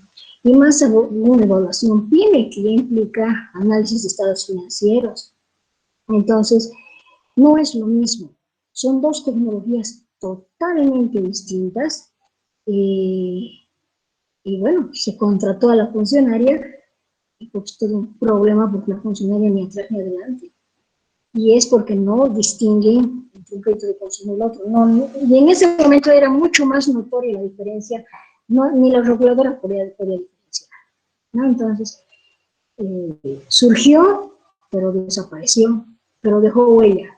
Creo que ya se ha limpiado muy buena parte, ya no hay casi nada de eso, pero en su momento la gente no podía ni sacar crédito porque estaba castigada, quería cancelar y no sabía dónde, porque no había la institución. Ya, eso entre paréntesis. ¿Cómo? ¿Le afectó a la central de riesgos más o menos, a los deudores? Efectivamente, Lichi, estaban castigados y no podían sacar crédito de otras instituciones. Y cuando querían cancelar... Licenciada, Dime, Franz. Te escucho, Franz.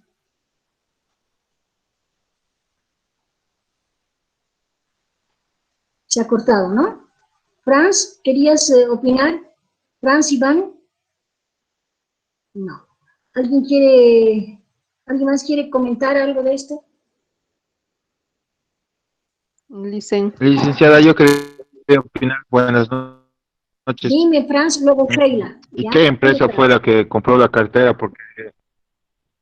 ¿Qué empresa compró la cartera para normalizar? Porque No, en realidad nadie ha querido comprar su cartera, ¿no? créditos Simplemente no sé cómo habrá sido después porque desaparecieron. La verdad, ni idea después qué pasó. Ni idea, Franz. Sheila. Licen, un poco comentando sobre el tema de acceso, que ha sido una de las entidades que sí ha causado mucho daño realmente, ¿no?, al sistema financiero, pero también ha habido instituciones bancarias que hasta la fecha están trabajando, que tenían productos similares, sus créditos rápidos, sus créditos relámpagos que decían, ¿no?, que prácticamente era un juras que vas a pagar, sí lo juro, y salían los créditos. Y eso ha generado mucha mora que por muchos años esas entidades han seguido jalando y arrastrando. Entonces, Sí, no. creo que ha sido como que una lección dada, ¿no? Que no puede ser que se dé crédito simplemente con el hecho de decir que sí va a pagar, sin una evaluación, como usted ha indicado, ¿no? Una correcta evaluación, un correcto análisis es la clave para que podamos tener una cartera sana. Efectivamente, esos eran tiempos antiguos, la verdad, como te digo, la pregunta era la que tú dices, Sheila. ¿Le conoces? O sea, cuando se hacían los grupos solidarios, ¿no? ¿Lo conoces? ¿Sabes que va a pagar? Ya, entonces, ¿qué él va a hacer? ¿Va a pagar? Y si no paga tú, sí, voy a pagar. Listo. Era lo que se conocía como el brillo de los ojos, ¿no? Pero ya no son pues esos tiempos. Es por eso que las instituciones financieras, a ver, inclusive hay asesores bien antiguos que continúan desde esas épocas, que eran abogados. Abogado, ¿no? y era asesor desde ese momento. Es que justamente en ese momento, en esos tiempos, no se analizaba. Ahora el perfil es otro. El perfil para trabajar en una institución financiera es netamente de las ramas económicas. Y el rol del asesor es tan importante, bien decía Joel, ¿no? La ética, la responsabilidad que tiene uno de dar un crédito, porque no solamente es cumplir con su institución, sino también cumplir con el cliente. Un crédito, dicen, ¿no? Han debido leer en eso de Germán Mercado, decía él, un crédito o es un globo que lo hace crecer al cliente y lo lleva a instancias superiores, evolucionar, crecer, mejorar y demás, o es un ancla que lo deja clavado en el fondo del mar, porque lo hunde, lo sobreendeuda, va a tener que perder sus activos fijos, tiene problemas familiares, etcétera, etcétera. O sea, definitivamente un crédito es una gran responsabilidad del asesor el otorgar en la medida que el cliente pueda pagar. Y para que pueda analizar bien sus estados financieros, hacer los cruces de información, los indicadores financieros que hemos ido viendo, capital de trabajo, riesgo de índice de liquidez, índice de endeudamiento, etcétera, etcétera, son utilizados de las ramas financieras, ¿no? Entonces eso realmente es ahora crucial, pues en las instituciones no hay contratos para, por más funcionario bueno que sea, algo antiguo debe haber asesores, pero así muy antiguo de esas ramas, psicología, pedagogía, sociología, había, pero bueno, ahora ya no hay, ¿no? Estamos en otra era, en otra etapa de las microfinanzas. Está muy bien. Bueno, vamos a continuar. Hemos hecho esa breve intervención, dado que queríamos complementar lo que ustedes decían, el de evaluar mal, qué incidencia tiene, catastrófica, no solo para el banco, sino para el cliente también. Ya. Pero continuando con eso de la burbuja inmobiliaria, dime, te escucho, Erlan. Dice, ¿usted cree que pueda ocurrir lo mismo aquí con las tasas de interés que el gobierno está lanzando tal vez? ¿O que corran el mismo riesgo? Con las tasas bajas de créditos de vivienda. No, pues porque Puede ya ser. ahora no cuenta. Bueno, ¿quiénes no han querido? Hay mucha gente que ha sacado los créditos de vivienda de interés social. Esos créditos han ido con seguimiento. Ya la reguladora ya está más... ya tenemos una reguladora, bueno, el sistema financiero es uno de los sistemas más regulados que cualquier otra institución, cualquier otra empresa. Y esos créditos, primero, para acceder a esos créditos tienes que tener múltiples requisitos. Tienes en el banco un área de auditoría interna, tienes un área de riesgos, tienes auditoría externa, y aparte te hacen seguimiento para que hayas vivido en esa casa o si no te devuelven. Tienes que devolver o te suben la tasa. Hay más seguimiento que antes, más control que antes, y ya lo veo un poco difícil. Y la gente que ha sacado los créditos han tenido que respaldar bien sus capacidades de pago, ¿no? Y se ha dado montos medidos, no ha sido un monto desmedido, y solamente es un inmueble por cliente, ¿no? Un mueble, una casa por cliente, de acuerdo a su capacidad de pago, y montos de acuerdo al negocio que tenía. Yo creo que por la regulación que se tiene y el seguimiento es difícil. Hay bastante seguimiento para eso.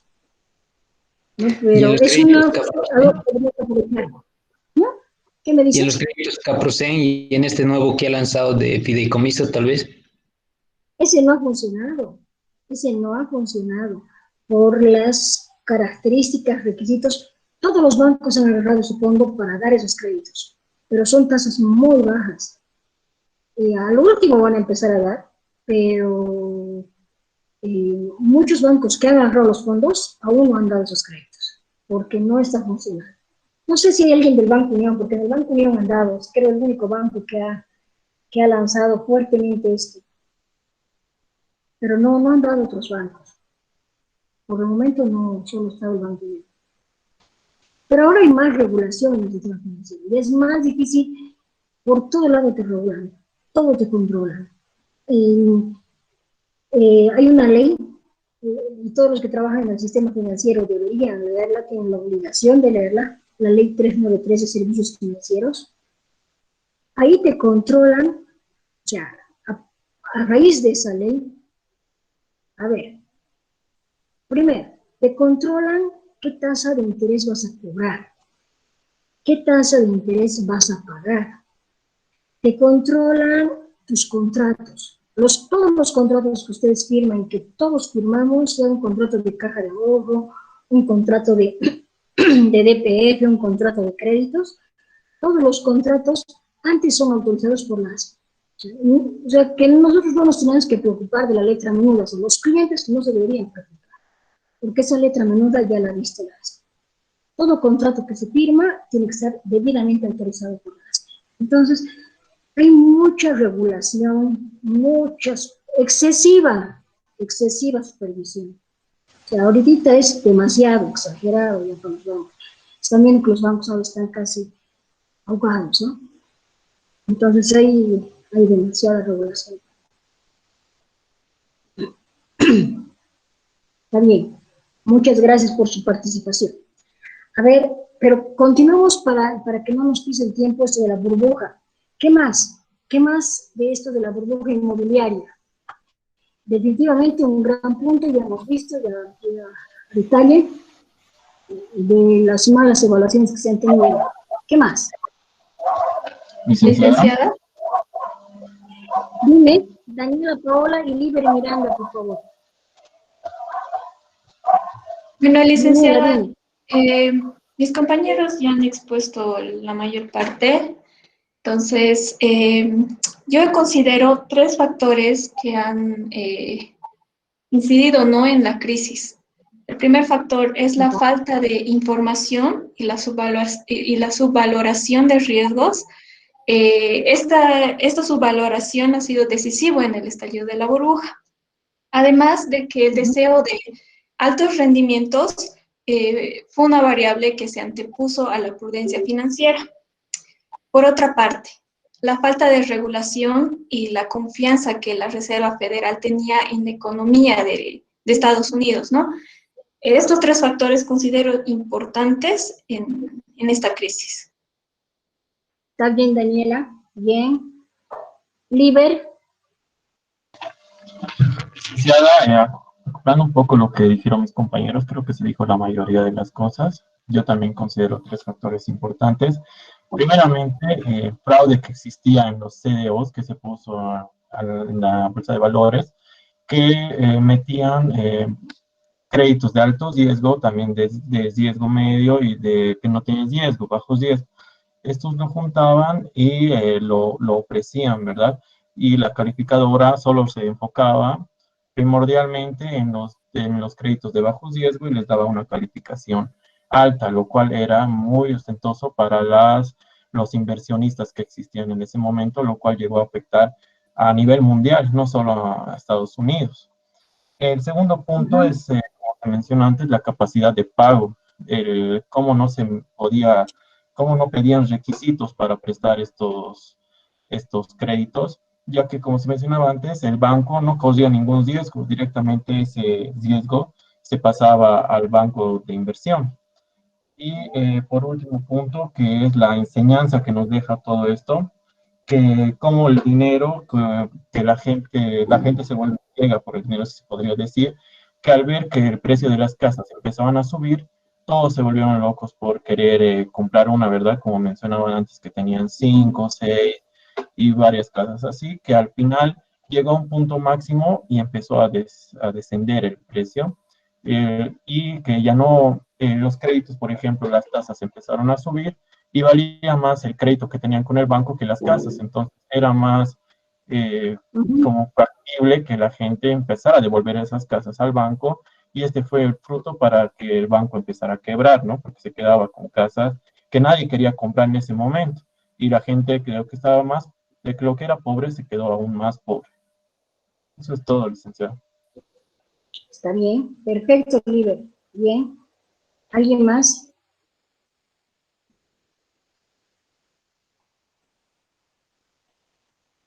Ya. A ver, bueno, la verdad, este caso ha sido ampliamente discutido por ustedes, muy bien, también por Sergio, que nos ha mostrado de manera gráfica esto, perfecto. Este es un caso importante, y bueno, partió de que, del sueño americano, y creo que del sueño de todos, ¿no? Tener la casa propia. Frente a esto, las tasas, ustedes decían muy bien, se han reducido, pero así considerablemente. Lo que era 6% llegó al 1%. Con un crédito tan barato, unas tasas tan bajas, había más de 8.000 bancos allá y bastantes agentes hipotecarios que tuvieron una política agresiva de expansión del crédito hipotecario. Esto, pero, llegó a la gente que no debía llegar. Sectores más desfavorecidos, gente mucho más pobre, no tenían ni ingresos, ni activos. Lo único que tenían era la casa, no había ni muebles en esas casas, han debido ver en la película, ni muebles, ni ingresos, ni activos, ni empleo. Por eso era subprime, ¿no? Eran definitivamente, estos eran activos tóxicos, para nada buenos, con una altísima probabilidad de no pago. Sabían lo que estaban haciendo, ¿no? Sabían, porque le estaban dando créditos a alguien que no correspondía, ¿no? Ahí, primeramente, había muchas familias que se dedicaron a especular el precio de los inmuebles. Dado que las tasas eran tan bajas, entonces todos ofrecían sus inmuebles a precios bajos, ¿no? Esto bajaba, aumentaban los precios y aumentaban las hipotecas en este tiempo, ¿no?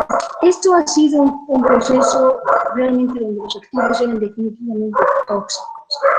En este momento, posteriormente ya, después de la especulación, del alza de los precios, empezaron a subir las tasas. 1% este año, 3% después, 5.5%, y todo era así. Y es en ese momento que la economía norteamericana, conocieron el coyote y no ve del correcaminos, porque ese momento en la economía norteamericana decían, ese momento coyote. Cuando el coyote le persigue al correcaminos en los dibujos animados, a veces se da cuenta que está corriendo sobre el aire, ¿no? Pero no corre sobre eso. Cuando ve eso, se precipitaba hacia el suelo. Eso es lo que ha pasado directamente. Ya estaba ahí en las nubes, pero caía en lo más profundo. Definitivamente, ustedes ya lo decían, las casas que, cuando los clientes tenían que pagar sus deudas, tenían 300.000 que te pagaban una deuda y esa casa valía 40.000, 50.000. O sea, las dejaban las casas, preferían dejarlas. Al ver esto, las familias que estaban endeudadas optaron por devolver las casas al banco, pues era más barato que seguir pagando un crédito tan grande. O sea, ha sido realmente una crisis muy grande. Después de esto ya Lehman Brothers se declararon en quiebra, fueron golpeados terriblemente por estos activos tóxicos. Era una inyección tan grande, bueno, pero cayó. Y definitivamente aquí ha sido ya todos los efectos que se conocen, ¿no?, que han venido después. En este caso, una sobreoferta excesiva y además, decían ustedes, no había un análisis de riesgo. O sea, era dar a quien sea porque había bastante oferta, era muy barato sacar los créditos. Entonces, sin enfoque integral de riesgo, sin enfoque de riesgos, ni siquiera mínimo. ¿No? Eso es lo que ha afectado horriblemente en esta época, ¿no? De esto, lo que se conoce bien como la burbuja inmobiliaria, que ha generado la peor crisis financiera de la historia. No sé si algo más que quisiera alguien complementar, pero nos damos cuenta que al analizar estos dos casos, tanto el caso de Northern Bank como el caso de la burbuja, ambos casos se identifica, por eso les digo que son casos clásicos, los videos son clásicos, los que han visto las películas, porque se identifica que no ha habido una adecuada gestión de riesgo. Y una gestión de riesgo también, diríamos, integral, porque en esos casos que hemos visto, riesgo de liquidez, riesgo de tasa de interés, riesgo reputacional, riesgo de mercado, ya, definitivamente no ha habido, lo que ha faltado es una ausencia total de una gestión integral de riesgos. Y como también el mercado es tan sensible a cualquier comentario, ¿no? No sé si les comenté, pero, o donde escuché, no sé si ustedes han escuchado al presidente de Asoban, que decía, no, con estas disposiciones va a hacer que el sistema financiero colapse. ¿Escucharon alguno de sus videos? No, dijo así el presidente. Pero les comento que le llegó una nota a este presidente de Asoban, indicándole desde la ASFI que eso se constituye en terrorismo financiero. No puede uno decir que el sistema financiero va a decaer, que va a fracasar, va a colapsar. Entonces, realmente hay que tener mucho cuidado con lo que uno dice, ¿no?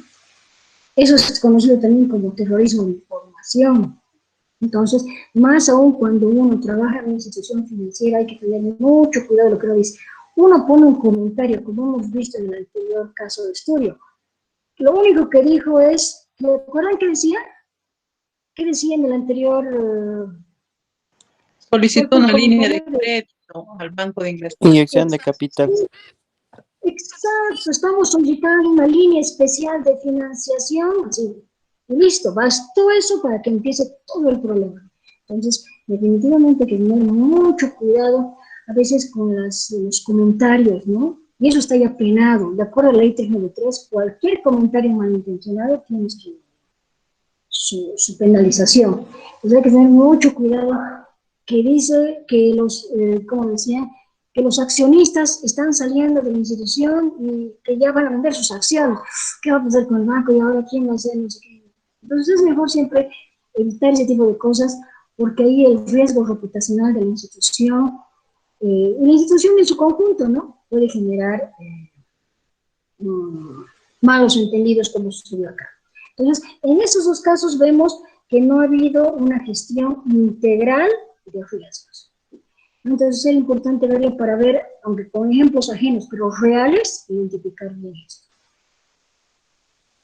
Bueno, todos ya han presentado sus trabajos, hasta las 6 teníamos, ¿no? Yo voy a revisar ambos trabajos y hasta el fin de semana ya van a tener sus notas. Los que hayan asistido a todas las clases ya tienen 10. Menos clases va a ir disminuyendo progresivamente, ¿no? Proporcionalmente, 9, 8, etc. Los que hayan participado, vamos a hacer en función del que más ha participado, aquellos funcionarios, estudiantes que han participado muy bien, es de hecho tienen 10, luego tendrán 9, 8, y penosamente hay algunos que tienen 0, que no han participado nada. Tienen 5 minutos si es que quieren participar, pero tienen ahí 0. Y el resto de la puntuación, los 80 puntos restantes, está en el primer trabajo que han entregado y estos dos casos de estudio. Si han entregado los trabajos, han participado en clases, han asistido, tengan por seguro que van a tener una buena nota. ¿Ya? ¿Alguien más quiere algo comentar de la materia, de los casos, o algo? ¿O algo de la situación actual de los bancos, del sistema financiero? Tenemos unos minutitos más. Licenciada. Dime, Ana Ticona, participa, Ana, dime. Buenas noches, Magister. Viendo los dos casos, que es de Northern Rock y de la burbuja inmobiliaria,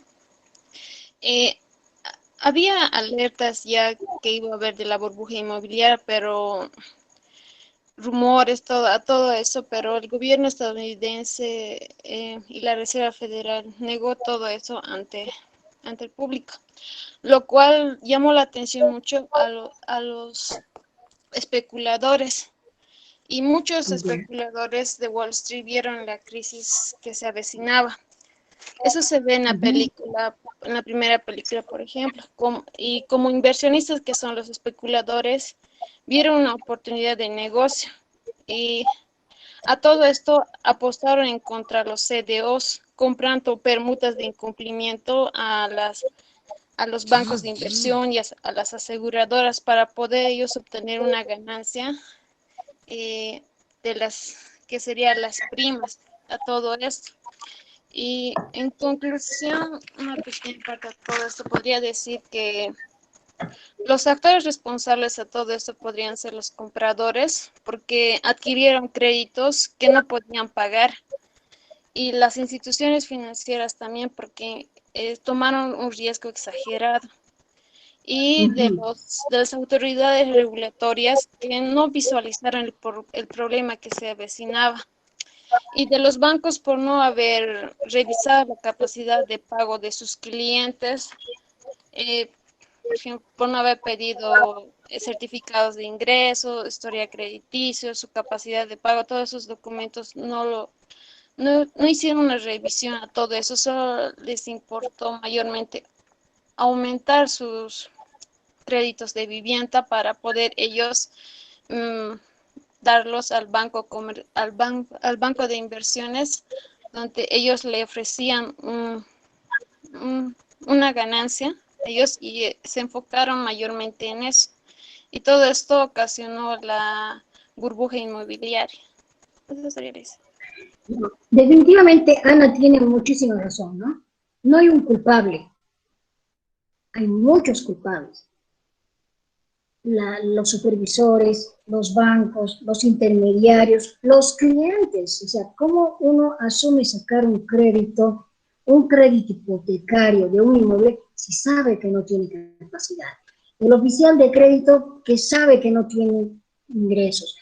Los supervisores que no han hecho un adecuado seguimiento, supervisión de los créditos, ¿no? Entonces, definitivamente, Ana, tienes muchísima razón. Hay muchos culpables para que esto hubiera sucedido. Bien. Perfecto. Creo que ya con los dos casos tenemos ya mucho más claro. Bueno, decirles que para mí ha sido un gusto realmente conocerlos. No los conozco, a algunos de ustedes los conozco muy bien, a otros los he tratado de ver, pero no ponen sus cámaras, pero los he notado activos. Me parece muy bien. Ya están a 2 módulos, no más de terminar ese diplomado. Qué bueno, realmente me alegro mucho. Aprovechen mucho ahora, en estos tiempos, la autocapacitación, la autoformación, el ser empleables es importante. Qué bueno que ustedes hayan decidido por el lado de la autocapacitación. Nadie los ha obligado, esto es totalmente voluntario, es un costo que ustedes lo asumen. No, es un costo porque lo van a recuperar, es una inversión. Y definitivamente, felicidades, porque las instituciones, no solo las instituciones financieras, cualquier tipo de institución, sin importar el tamaño, lo que está buscando, yo les he dicho eso bien clarito para que sepan, es gente empleable, gente que tenga capacidades, habilidades, destrezas, conocimientos, que hagan que su empresa, su institución, su entidad financiera, etcétera, etcétera, cualquiera sea el tamaño, genere rentabilidad. Entonces, mientras uno está más preparado, es más útil en su institución. Y de hecho, ustedes van a tener ya un plus frente a sus compañeros, porque si bien han invertido tiempo después del trabajo, han invertido dinero y demás, pero todo esto es inversión, porque les va a generar un rendimiento, un retorno rápido. Entonces, felicidades por haber acudido a eso, no lo dejen, les falta poco, terminen hasta el final y aprovechen los conocimientos de sus profesores, de sus docentes, porque a veces una cosa es el papel, pero otra cosa es la experiencia. Ahí es donde está lo que más se tiene que aprovechar en estos cursos. Y cualquier cosa, tienen mi celular, me llaman, a mí me encanta conversar de temas de créditos, entonces lo que necesiten, una llamadita y conversamos. ¿Ya? Que les vaya muy bien, esta semana yo les voy a pasar sus notas, los que hayan asistido y presentado los trabajos, considero que van a estar bien, los que no, bueno, en una segunda instancia los vamos a tener que ver. Muchas gracias y que tengan un buen día y sobre todo cuídense, por favor, no soltemos el barbijo. Ustedes que están con clientes, cuídense, cuiden a sus familias. Que les vaya muy bien y cualquier cosa, nos vemos, chicos. Que les vaya muy bien. Muchas gracias, Gracias, licenciada. hasta luego. Muchas gracias, licenciada. Muchas gracias. Muchas gracias. Gracias, Lice. Hasta luego, gracias. Chao, chao. Muchas gracias, Lisa. Ahí están muchos. Gracias, licenciada.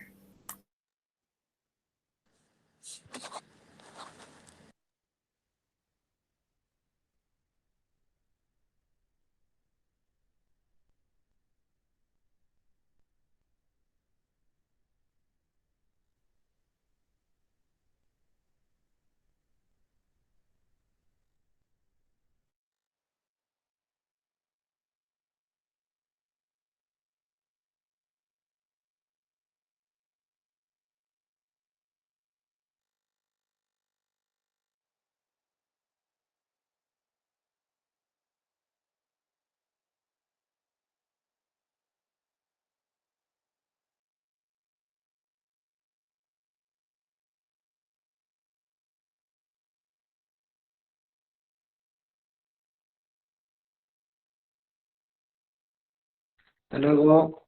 Gracias.